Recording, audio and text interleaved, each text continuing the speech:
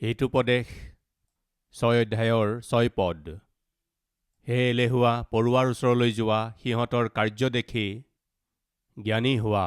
সিহঁতৰ অধিপতি, কাৰ্যাধ্যক্ষ বা শাসনকৰ্তা নথকাতো সিহঁতে জহকালত সেইবিলাকৰ খোৱাবস্তু গোটাই আৰু শস্য দোৱাৰ সময়ত আহাৰ চপায়। পৰুৱাবোৰে কাল চিনি পায়। জহকাল খোৱাবস্তু গোটোৱাৰ সময়। তাৰ পাছত বৰ্ষা ঋতু আহে। সেই সময়ত আহাৰ গোটাব নোৱাৰে, বৰষুণত বাহিৰলৈ ওলাব নোৱাৰে, খোৱাবস্তু গোটাব নোৱাৰে। বিপদ সন্মুখত আছে, আকালৰ সময় আহিব, কষ্টৰ কাল আহিব। সেইকাৰণে এই পৰুৱাবোৰে কৰা কাম হৈছে সিহঁতে যিমান পাৰে সিমান পৰিশ্ৰম কৰি জহকালতেই খোৱাবস্তু গোটাই থয়। ইয়াৰ অৰ্থ হৈছে পৰুৱাই কালবোৰ চিনি পায়, ফলস্বৰূপে আগলৈ দেখা দৃষ্টিৰে পৰিশ্ৰম কৰে। আজি আমাৰ মাজৰ বহুতৰেই আগলৈ চোৱাৰ দৃষ্টি নাই। জহকালত সিহঁতে খোৱাবস্তু গোটাই থৈ সেই গোটোৱা বস্তুবোৰ খোৱাৰ অভ্যাস সিহঁতৰ নাই। খোৱাবস্তু যিমান সিহঁতে একগোট কৰিলে সেইবোৰ বহি বহি খাই থকাৰ অভ্যাস সিহঁতৰ নাই। সিহঁতে কি কৰে? সিহঁতে খোৱা বস্তুবোৰ একগোট কৰে। বৰ্ষাকাল আহিবলগীয়া আছে। পৰিশ্ৰম কৰিবলৈ আমি বিচাৰিলেও পৰিশ্ৰম কৰিবলৈ পৰিৱেশ আমাৰ অনুকূল নহ'ব। সেইকাৰণে সিহঁতে কি কৰে জানেনে? পৰুৱাই একগোট কৰে, খোৱা বস্তুবোৰ লুকুৱাই ৰাখে, সুৰক্ষাৰে থয়, কাৰণ কষ্টৰ কাল আহিব। সেয়া হৈছে দূৰদৰ্শিতাৰ জীৱন। পৰুৱাই আমাক শিকাইছে, কিন্তু আমাৰ মাজৰ বহুতৰেই দূৰদৰ্শিতা থকা লোক আছেনে? এবাৰ ভাবকচোন। আজি আপোনাৰ অৱস্থা ভাল, আজি আপোনাৰ স্বাস্থ্য ভাল, আজি সকলোবোৰ আপোনাৰ অনুকূল হৈ আছে, কিন্তু অহাকালিলৈ কি হ'ব তাক কোনে জানে? কেতিয়াবা আপুনি ভাবিছেনে? মোৰ ওচৰলৈ বহুতো ভাই ভনীসকলে আহি প্ৰাৰ্থনাৰ সহায় বিচাৰি মোক কয় যে আমাৰ হাতত এটা ফুটা কৰিও নাই, আমি আৰ্থিকভাৱে বৰ কষ্টত আছোঁ। দ্বিতীয়তে, সন্তানবিলাকক আমি স্কুললৈকো পঠাব পৰা নাই, ফিজ জমা কৰিব পৰা নাই, আমি সন্তানক পঢ়াব পৰা নাই। তৃতীয়, বিয়াৰ উপযুক্ত সন্তান ঘৰতে আছে, কিন্তু সিহঁতৰ বিয়া পাতি দিব পৰা নাই। মূলতে আপোনাৰ এনেকুৱা অৱস্থা কিয় হৈছে? কাৰোবাক নিন্দা কৰিবলৈ মই বিচৰা নাই। এনেকুৱা লোকসকলক নিজ জ্ঞান কৰি তেওঁলোকক অপমান কৰাৰো মোৰ উদ্দেশ্য নহয়। কিন্তু প্ৰশ্ন হৈছে, কি কাৰণে আজি আপোনাৰ হাতত এটা ফুটা কৰিও নাই? কি কাৰণে আজি আপুনি নিজৰ সন্তানক পঢ়ুৱাব পৰা নাই? কি কাৰণে আপুনি নিজৰ সন্তানৰ বিয়া পাতি দিব পৰা নাই? তাৰ কাৰণ কি? মই কওঁনে? যেতিয়া আপুনি পৰিশ্ৰম কৰি পঢ়িব লগা আছিল তেতিয়া আপুনি নপঢ়িলে। যি সময়ত আপুনি পৰিশ্ৰমেৰে কাম কৰিব লগা আছিল সেই সময়ত নকৰিলে। আপুনি আয় কৰিলেও যিমান আয় কৰিলে তাৰ পৰা জমা নকৰাকৈ সম্পূৰ্ণ খৰচ কৰিলে। কিছুমান স্বামীয়ে যিমান আয় কৰে গোটেইখিনিৰে মদ খাই পেলায়। মই সুধিছোঁ, জ্ঞান আছেনে? আজি আমাৰ মাজত এনেকুৱা লোক নাইনে? 20,000 টকা আপুনি যদি আয় কৰি আছে, তাৰে 12,000 পৰা 14,000 টকা মদ্যপানত খৰচ কৰে। জ্ঞান আছেনে? দূৰদৰ্শিতা আছেনে? জুৱা খেলাবিলাকে জুৱাত খৰচ কৰি পেলায়। খোৱাবিলাকে, মদ্যপান কৰাবিলাকে যিমান আয় কৰে মৌজ মস্তি কৰি সকলোবোৰ উৰাই দিয়ে, মদ্যপানতেই উৰাই পেলায়। আপোনাৰ দূৰদৰ্শিতা আছেনে? আপোনাৰ পত্নী আছে, আপোনাৰ সন্তান আছে আৰু তেওঁলোকৰ আগলৈ ভৱিষ্যত আছে। সিহঁতক পঢ়ুৱাৰ দায়িত্ব আপোনাৰ, তেওঁলোকৰ প্ৰয়োজনবোৰ পূৰণ কৰাৰ দায়িত্ব আপোনাৰ। আপুনি যিমান আয় কৰে তাক নষ্ট কৰি পেলালে অনাগত দিনত সিহঁতৰ পঢ়া শুনাৰ কি হ'ব? তেওঁলোকৰ ফিজ কোনে দিব? বিবাহৰ সময় হ'লে সিহঁতক কোনে বিয়া কৰাব? আপোনাৰ দূৰদৰ্শিতা আছেনে? নাই। যিমান আয় কৰিছে খৰচ কৰি আছে, যিমান আয় কৰি আছে গোটেইবোৰ টকা ধ্বংস কৰি আছে। আৰু একেদৰেই ভনীসকলেও, স্বামীয়ে 10,000 আয় কৰিলে 10,000 টকা উৰাই দিব লাগে। 20,000 কৰক, 30,000 কৰক, 40,000 কৰক, 50,000 কৰক, লাখ টকা কৰক, গোটেইবোৰ খৰচ কৰিব লাগে। সেইটো কিনিব লাগে, এইটো কিনিব লাগে, সেইটো বস্তু কিনিব লাগে। সিহঁতৰ ঘৰত গাড়ী আছে, আমিও গাড়ী কিনিব লাগে। তেওঁ ইমান দামী শাৰী কিনিলে মই কিয় কিনিব নোৱাৰোঁ? এইদৰে আনৰ সৈতে তুলনা কৰি যিমান আয় কৰিলে গোটেইবোৰ খৰচ কৰি পেলালে কালিলৈ কষ্ট আহিলে কোনে চম্ভালিব? পঢ়ুৱাবোৰে আমাক এটা সুন্দৰ শিক্ষা দিছে। সেয়া হৈছে কঠিন সময় আহিব, কষ্টকাল আহিব, আকালৰ সময় আহিব, অভাৱৰ দিন আহিব। সেইকাৰণে সিহঁতে কি কৰে জানেনে?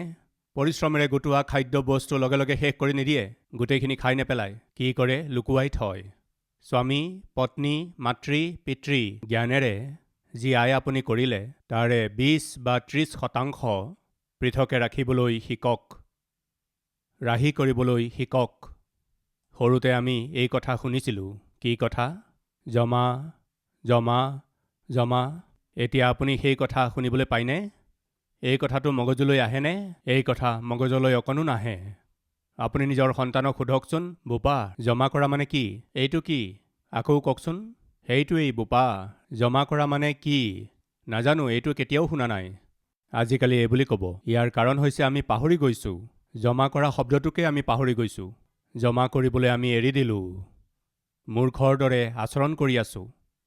এই কথা সঁচা নহয়নে? আজি আপোনাৰ বিয়া হৈ গ'ল, সন্তান নাই, দৰমহা যি পায় গোটেইখিনি সম্পূৰ্ণ খাই বৈ শেষ কৰি দিয়ে, এনজয় কৰি সকলোবোৰ শেষ কৰি দিয়ে। যদি তেওঁলোকৰ কি হ'ব? সন্তানৰ কাৰণে অলপ জমা কৰিব লাগে নহয়। আজি সন্তান আপোনাৰ হাতত আছে, কাইলৈ পঢ়া শুনা কৰিব। সিহঁতৰ পঢ়া শুনাৰ কাৰণে ফিজ দিব লাগিব। তাৰ পাছত আগলৈ পঢ়িবৰ বাবে কলেজলৈ যাব লাগিব, ইউনিভাৰ্চিটিলৈ যাব লাগিব, আৰু আগলৈ পঢ়িবৰ বাবে অন্য স্থানলৈ পঠাবলৈ হ'লে আমাৰ হাতত অলপ পইচা থাকিব লাগিব নহয়। এদিন এহাল স্বামী স্ত্ৰী আহি মোক ক'বলৈ ধৰিলে, ব্ৰাদাৰ, আমাৰ ছোৱালীজনীৰ বিয়াখন হোৱা নাই, অনুগ্ৰহ কৰি তাইৰ কাৰণে প্ৰাৰ্থনা কৰক। মই সুধিলোঁ, এতিয়া আপোনাৰ ছোৱালীৰ বয়স কিমান? 43 বছৰ। কিয় বিয়া দিব নোৱাৰিলে? হাতত পইচা নাছিল ব্ৰাদাৰ। এতিয়া কি ক'ব কওকচোন? ইয়াক কি বুলি ক'ব কওক? জ্ঞানী বুলি ক'বনে? আকৌ কৈছোঁ, এনেকুৱা পৰিস্থিতিৰ মাজেৰে যোৱা পিতৃ মাতৃসকলক মই নিন্দা কৰা নাই। অনুগ্ৰহ কৰি মোক বুজিবলৈ চেষ্টা কৰক। 43 বছৰ বয়সলৈকে সেই ছোৱালীজনীৰ বিয়া পাতিব নোৱাৰিলে। তাৰ কাৰণ হৈছে দূৰদৰ্শিতা নাছিল। আৰু ঈশ্বৰে আমাক এজনী ছোৱালী দিছে। এই ছোৱালীজনীৰ বিয়াৰ দায়িত্ব আমাৰ হাতত আছে। সেইকাৰণে আমাৰ আয়ৰ পৰা কিছু অংশ জমা কৰি থ'ব লাগিব ছোৱালীজনীৰ বিয়া পাতিবৰ বাবে। দূৰদৰ্শিতা ক'ত আছে? সন্তানক পঢ়ুৱাব পৰা নাই বুলি কৈছে। তাৰ কাৰণ হৈছে আপোনাৰ দূৰদৰ্শিতা নাই। আপুনি অকণো জমা নকৰে। ল'ৰাটোৰ বিয়া পাতিব পৰা নাই, ছোৱালীৰ বিয়া পাতিব পৰা নাই বুলি কৈছে। তাৰ কাৰণ হৈছে আপুনি জমা কৰিলে কি? ব্ৰাদাৰ, মই আইনো কিমান কৰোঁ, মইনো কিমান পাওঁ? ঠিক আছে, আপুনি 10,000 টকা পায়। কি কাৰণে? মোৰ দৰমহা ইমানেই, মই এই চাকৰিয়েই পাইছোঁ। আপুনি এই চাকৰিটো কিয় পালে? আপোনাৰ সৈতে যিসকলে পঢ়িছিলে তেওঁলোকে উত্তম স্থানত আছে নহয়? হয়, আছে। মোৰ সৈতে পঢ়াবিলাকৰ মাজৰ এজন SP হ'ল, কালেক্টৰ হ'ল, এজন ডক্টৰ হ'ল। তেন্তে আপুনি কিয় চাকৰ হ'ল? আপুনি কিয় বনুৱা হ'ল? কাৰণ যি সময়ত মই পঢ়িব লাগিছিল সেই সময়ত নপঢ়িলোঁ। কিয় নপঢ়িলে? সেইটোৱেইতো প্ৰশ্ন। এলেহুৱা স্বভাৱ। বুজি পালেনে আপুনি? এলেহুৱা স্বভাৱ। ভাই ভনীসকল, শুনিছেনে? বিগত সময়ত আপোনাৰ সৈতে পঢ়া শুনা কৰাসকলে আজি বহুত ডাঙৰ ডাক্তৰ হৈ, কালেক্টৰ হৈ, উত্তম আৰু উচ্চ স্থানত আজি তেওঁলোক থাকিব পাৰিছে। কিন্তু আপুনিতো অফিচ বয়ৰ নিচিনা, টয়লেট চফা কৰাৰ নিচিনা সেই অৱস্থাতেই থকাটো ঈশ্বৰে অকণো নিবিচাৰে। এনেকুৱা কাম কৰাসকলক মই নিজ জ্ঞান কৰা নাই, কিন্তু তেওঁলোকক সোধক, তেওঁলোকে ক'ব, মই ভালদৰে পঢ়িলে এয়া কিয় কৰিলোহেঁতেন। যেতিয়া পৰিশ্ৰম কৰিব লগা আছিল তেতিয়া কৰা হ'লে, যেতিয়া ভালদৰে পঢ়া শুনা কৰিব লাগিছিল তেতিয়া পঢ়া হ'লে আজি আমি এই কাম কিয় কৰিব লগা হ'লহেঁতেন। কিন্তু আমাৰ সন্তানে এনেকুৱা কাম কৰিব নালাগে। সিহঁতক পৰিশ্ৰমেৰে পঢ়াম এই বুলি নিশ্চয় যিকোনো পিতৃ মাতৃয়ে ক'বই। এটা সময়ত যিজনে আপোনাৰ সৈতে পঢ়িছিলে তেওঁলোকক সুঁৱৰি আপুনি সুখী হ'ব নালাগে, বৰং আপোনাৰ নাম লৈ সিহঁত সুখী হ'ব লাগে। সেই স্তৰলৈকে আপুনি আহিব লাগে। এই বাক্য শুনি থকা প্ৰতিজন ষ্টুডেণ্ট, প্ৰত্যেক ভাই আৰু ভনী, আপোনাৰ নাম সুঁৱৰি বহুতো লোকে, তেওঁ মোৰ ক্লাছমেট আছিল, তাই মোৰ ক্লাছমেট আছিল, আমি একেলগে পঢ়িছিলোঁ, এইদৰে তেওঁলোকে আপোনাৰ নাম লৈ গৌৰৱ কৰিব পৰা হ'ব লাগে। মই এবাৰ আমেৰিকাৰ পৰা এটা বাৰ্তা পালোঁ। মোৰ পৰিচিত এজন ভাইয়ে কোনোবা এটা টিভি চেনেলত গৈ ইণ্টাৰভিউ দিবলৈ বিচাৰি আছিল। তেওঁ কি মেছেজ দিছিল জানেনে? ব্ৰাদাৰ, সেই টিভি চেনেলবিলাকৰ ওচৰলৈ গৈ ইণ্টাৰভিউ এটা দিব বিচাৰিছোঁ। আপুনি মোৰ এজন বন্ধু। মই তেওঁলোকক এই বুলি ক'ব পাৰোঁনে? সতীশ কুমাৰ কোন হয় জানেনে? তেওঁ মোৰ বন্ধু। এই বুলি মই ক'ব পাৰোঁনে বাৰু? কি কাৰণে? তেওঁ জানিছিল, তেওঁৰ টীমটোৱে জানিছিল, সেই চেনেলৰ মানুহৰ ওচৰলৈ গৈ আমুক ব্যক্তিজন সতীশ কুমাৰ ডাঙৰীয়াৰ বন্ধু বুলি ক'লে তেওঁলোকে নিশ্চয় চান্স দিব। তেওঁ নিবেদন কৰি ক'লে যে মই আপোনাৰ নাম ল'ব পাৰোঁনে? আপুনি মোৰ বন্ধু, আপুনি মোৰ ফ্ৰেণ্ড বুলি ক'ব পাৰোঁনে? প্ৰিয় ভাই ভনীসকল, সেই স্থান ঈশ্বৰে এই অধম সেৱকক কেনেকৈ দিলে? অনুগ্ৰহ কৰি মন কৰিব, এই স্তৰলৈকে আনোতাজন তেওঁৱেই। আমাৰ নামৰ দ্বাৰা আন লোকে আশীৰ্বাদ পাব লাগে। ঈশ্বৰে তাক বিচাৰে। ভাই ভনীসকল, অহাকালিলৈ আপোনাৰ নাম ক'লেই কোনোবাই চাকৰি পাই যাওক। এদিন এগৰাকী মাতৃ মোৰ ওচৰলৈ আহিছিল। তেওঁ বৰ দুখ মনেৰে আহিছিল। বোপা, মোৰ ল'ৰাই আমেৰিকাত পঢ়ি আছে। পঢ়া শেষ হ'ল আৰু উচ্চ শিক্ষা MS কৰিব লাগে, কিন্তু ক'তো ছিট পোৱা নাই। এসপ্তাহতেই ভিজা শেষ হ'ব। তেওঁ ঘূৰি আহিব লগা হ'ব, কিন্তু মোৰ ল'ৰা বৰ দুখী হৈ আছে। মা, এসপ্তাহত মই ক'ত এডমিশ্যন পাম? কোন কলেজে এডমিশ্যন দিব? 1 উইকত ভিজা শেষ হৈ যাব, মই ইণ্ডিয়া আহিব লগা হ'ব। মই বৰ দুখত আছোঁ। কি কৰোঁ বুজি পোৱা নাই বুলি মোৰ ল'ৰাই ফোন কৰিলে বোপা। মোৰ ল'ৰা এসপ্তাহত ইণ্ডিয়ালৈ আহি যাব, কিন্তু সি পঢ়িব বিচাৰিছে। মই কি কৰোঁ বুজি পোৱা নাই। মই ক'লোঁ এটা ইমেইল দিম। আপোনাৰ ল'ৰাই সেই ইমেইলত নিজৰ আবেদন পঠাবলৈ কওক। তাত এটা কথা লিখিবলৈ ক'ব। এই ইমেইল আইডিটো ডক্টৰ সতীশ কুমাৰে দিছে, আপোনাক লগ কৰিবলৈ কৈছে বুলি উল্লেখ কৰিবলৈ ক'ব। এই কথা কৈ তেওঁক পঠিয়ালোঁ। পিছৰ সপ্তাহত সেই মাতৃয়ে ভিজিটিং আৱাৰ্ছত বৰ আনন্দেৰে সৈতে আহিছিল আৰু তেওঁ ক'লে, আপুনি কোৱাৰ দৰেই মোৰ ল'ৰাই ইমেইলটো পঠালে। আপোনাৰ নাম উল্লেখ কৰিলে। লগে লগে মোৰ ল'ৰাক তেওঁলোকে মাতিলে। এসপ্তাহতেই এডমিশ্যন দি দিলে। কলেজত জইন কৰিলে। মোৰ ল'ৰাই MS কৰিবলৈ কলেজত জইন হ'ল। প্ৰিয়সকল, মোৰ কিমান আনন্দ লাগিল জানেনে? প্ৰিয় ভাই ভনীসকল, বাইবেলত সুন্দৰ কথা আছে, আহক পঢ়োঁ। হিতোপদেশ 11 অধ্যায় 10 আৰু 11 পদ। ধাৰ্মিক লোকৰ মংগল হ'লে নগৰখনেই উল্লাসিত হয়। এতিয়া 11 পদ পঢ়িছোঁ। সৰলবিলাকৰ আশীৰ্বাদত নগৰখনৰ উন্নতি হয়। আপুনি আশীৰ্বাদিত হৈছে যদি নগৰখনে আশীৰ্বাদ পাব। ট্ৰিপ এডভাইজাৰ নামৰ এটা ৱেবছাইট আছে। পৃথিৱীত আপুনি যিকোনো দেশ, যিকোনো নগৰলৈ যাবলৈ হ'লে সেই ট্ৰিপ এডভাইজাৰ নামৰ ছাইটটোৱে কি কৰে? কৈ দিয়ে। কি কয়? এই নগৰখনলৈ আপুনি গৈ আছে নেকি? তেন্তে এই নগৰখনত সকলোতকৈ আগতে চাবলগীয়া ঠাই হৈছে এয়া, দ্বিতীয় স্থান এইখন, তৃতীয় স্থান এইখন। এইদৰে নগৰখনৰ বিশেষত্ব আৰু সেই নগৰখনত যি নিশ্চয় চাব লাগে সেই স্থানবোৰ, এই সকলোবোৰ এই ট্ৰিপ এডভাইজাৰে এডভাইচ কৰে। আপুনি জানেনে? ট্ৰিপ এডভাইজাৰৰ ছাইটলৈ আপুনি যাওকচোন। কালবাৰী টেম্পল হায়দৰাবাদ টাইপ কৰক। লগে লগে আপুনি কি দেখিব জানেনে? হায়দৰাবাদত থকা 256টা বিশেষ স্থানৰ চাবলগীয়া সুপ্ৰসিদ্ধ স্থানৰ ভিতৰত সৰ্বপ্ৰথমে চাবলগীয়া স্থান হৈছে কালবাৰী টেম্পল। এইদৰে আপুনি দেখিব। ট্ৰিপ এডভাইজাৰ ইণ্ডিয়ান ৱেবছাইট নহয়, কিন্তু তথাপিও ট্ৰিপ এডভাইজাৰে কি মেনশ্যন কৰিলে জানেনে? হায়দৰাবাদৰ সকলো সুপ্ৰসিদ্ধ স্থানৰ ভিতৰত আপুনি সৰ্বপ্ৰথমে চাবলগীয়া স্থান হৈছে কালবাৰী টেম্পল। সৰলবিলাকৰ আশীৰ্বাদত নগৰখনৰ উন্নতি হয়। আজি হায়দৰাবাদ চহৰখন গোটেই ৱৰ্ল্ডৰ নক্সাত কালবাৰী টেম্পলে সুপ্ৰসিদ্ধ কৰি দিলে। তাৰ কাৰণ হৈছে গোটেই জগতত শীঘ্ৰে বৃদ্ধি হোৱা একমাত্ৰ মণ্ডলী হৈছে কালবাৰী টেম্পল। প্ৰিয় ভাই ভনীসকল, আপোনাৰ কাৰণে আপোনাৰ নগৰৰ উন্নতি হ'ব লাগে। আপোনাৰ কাৰণে আপোনাৰ পৰিয়ালৰ উন্নতি হ'ব লাগে। আপোনাৰ কাৰণে আপোনাৰ নামৰ কাৰণে অনেক লোকে আশীৰ্বাদ পাব লাগে, উন্নতি পাব লাগে। সেই মাতৃয়ে আহি বৰ আনন্দেৰে ক'লে, পালক মহোদয়, মোৰ ল'ৰা ছেটেল হৈ গ'ল। এজন ভাই ইংলেণ্ডলৈ গৈছিল। ইংলেণ্ডলৈ যোৱাৰ সময়ত ফোন কৰিলে, ব্ৰাদাৰ, মই ইংলেণ্ড গৈ আছোঁ। বৰ ভাল কথা। ভাই, ইংলেণ্ডত মই কোনটো মণ্ডলীলৈ যাম কওকচোন? তেতিয়া মই এটা চাৰ্চৰ নাম ক'লোঁ। তাত অমুক নামৰ এজন ব্যক্তি আছে, মোৰ নাম ক'বা, তেওঁ তোমাক লগ ধৰিব। তেওঁ গৈ তেওঁক লগ ধৰিলে। সেই ব্যক্তিজনে মোক ক'লে, আপুনি মোৰ ঘৰলৈ আহক আৰু মোৰ ঘৰতেই থাকক। ভাই, আপোনাৰ নাম ক'লোঁ ভাই। তেওঁ নিজৰ ঘৰলৈ মোক নিলে আৰু তেওঁলোকৰ ঘৰতেই মই আজি ইংলেণ্ডত সুৰক্ষিত আছোঁ। মই ক'লোঁ, সততাৰে তাত থাকিবা, প্ৰভুৱে তোমাৰ জীৱন ছেটেল কৰিব। কেইসপ্তাহমান পাছত ফোন কৰি সেই ভাইজনে ক'লে, ভাই, যেনেকৈ আপুনি কৈছিল সেই ভাইজনক লগ ধৰিলোঁ, তেওঁ নিজৰ ঘৰতেই থ'লে। তেওঁ যিটো চাৰ্চলৈ যায় তালৈকে মোকো লৈ গ'ল। এতিয়া মই সেই চাৰ্চতেই ভাল চাকৰি এটা ঈশ্বৰে মোক দিলে। প্ৰিয় ভাই ভনীসকল, আপুনি যদি আশীৰ্বাদিত ব্যক্তি হয়, আপোনাৰ নামক ঈশ্বৰে আশীৰ্বাদদায়ক কৰি তুলিব। আন কাৰোবাৰ নাম কৈ তেওঁৰ মই ক্লাছমেট এই বুলি কোৱাটো ডাঙৰ কথা নহয়। আপোনাৰ নাম লৈ আন লোক সুখী হ'ব লাগে। তেওঁৰ ক্লাছমেট ময়েই হয়। এই বাক্য শুনি থকা প্ৰতিজন ষ্টুডেণ্টে উচ্চ শিক্ষা অধ্যয়ন কৰি উত্তম স্থানলৈকে উপনীত হৈ বহুতো লোকৰ বাবে আশীৰ্বাদদায়ক হ'ব লাগে, আনৰ বাবে আদৰ্শ হ'ব লাগে। মাতৃসকল আৰু পিতৃসকল, পৰিশ্ৰম কৰক। পৰিশ্ৰমেৰে নিজৰ সন্তানসকলক পঢ়াওক। আপুনি পৰিশ্ৰম নকৰিলে সন্তানক কেনেকৈ পঢ়ুৱাব? পঢ়ুৱাবিলাকে শিকাইছে পৰিশ্ৰমেৰে কাম কৰিবলৈ। পঢ়ুৱাই শিকাইছে ঋতুবিলাকক চিনি পাবলৈ। ছোৱালীজনীক বিয়া দিব পৰা নাই, বয়স বাঢ়ি গৈ আছে। অনুগ্ৰহ কৰি পিতৃ মাতৃসকল, আপোনাৰ ছোৱালীৰ বয়স 18 বছৰতকৈ অধিক হৈছে যদি তাইৰ বিবাহৰ বিষয়ে চিন্তা কৰক। 18 বছৰৰ পৰা 24-25 বছৰ বয়সলৈকে আপোনাৰ ছোৱালীৰ বিয়া হৈ যাব লাগে। 25 পাৰ হ'বলৈ নিদিব। ল'ৰাৰ 24ৰ পৰা 27-28 বছৰৰ মাজত বিয়া হ'বই লাগে। এয়া সাধাৰণতে তেওঁলোকৰ বিবাহৰ বয়স।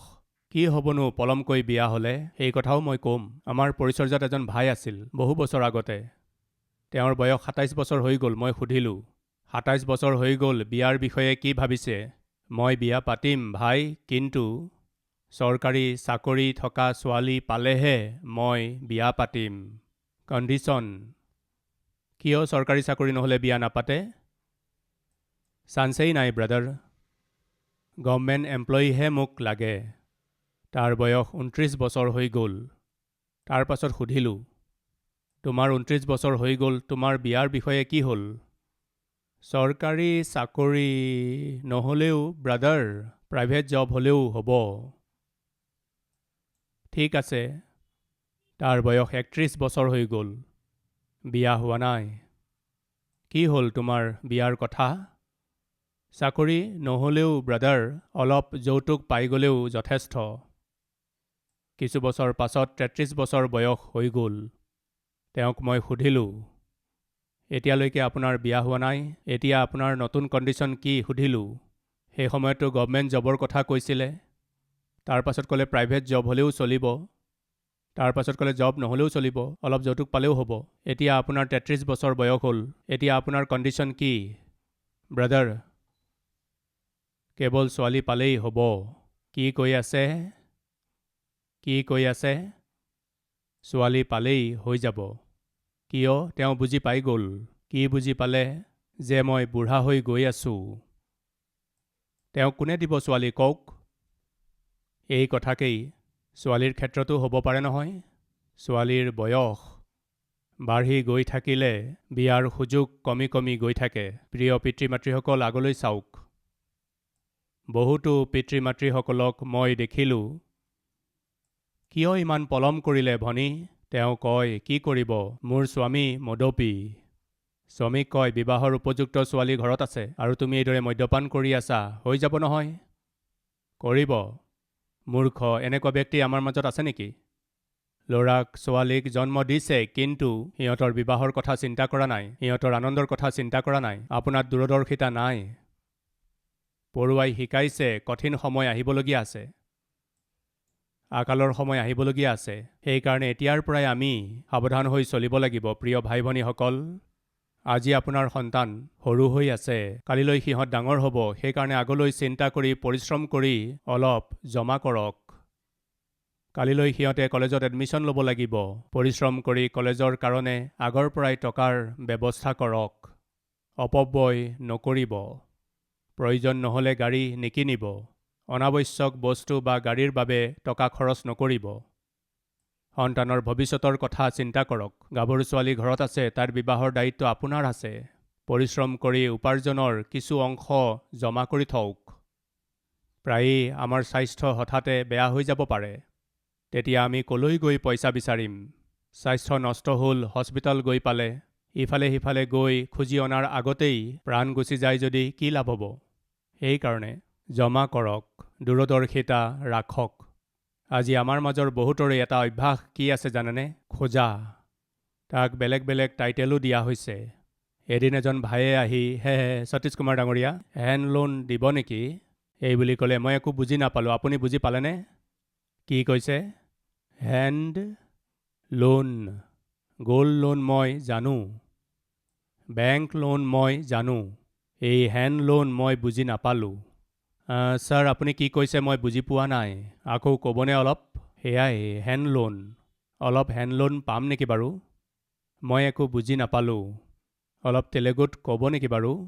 ক'লে হেণ্ড মানে হাত, লোন মানে ধাৰ, হাতৰ ধাৰ। এইটো নতুন পদ্ধতি আৰু তাৰো এটা টাইটেল, হেণ্ড লোন বুলি কৈছে। কিমান যে লাজৰ কথা, কিমান যে কি ক'ব। ভিক্ষা খোজাৰো এটা ষ্টাইল আছে। এইদৰে নকৰিব। এই বাক্য শুনি থকা প্ৰিয় ভাই ভনীসকল, আপুনি ধাৰ দিওঁতা হ'ব লাগে, আপুনি ধাৰ খোজা লোক হ'ব নালাগে। পঢ়ুৱাই শিকোৱা এই শিক্ষাটো আমি শিকি লওঁ।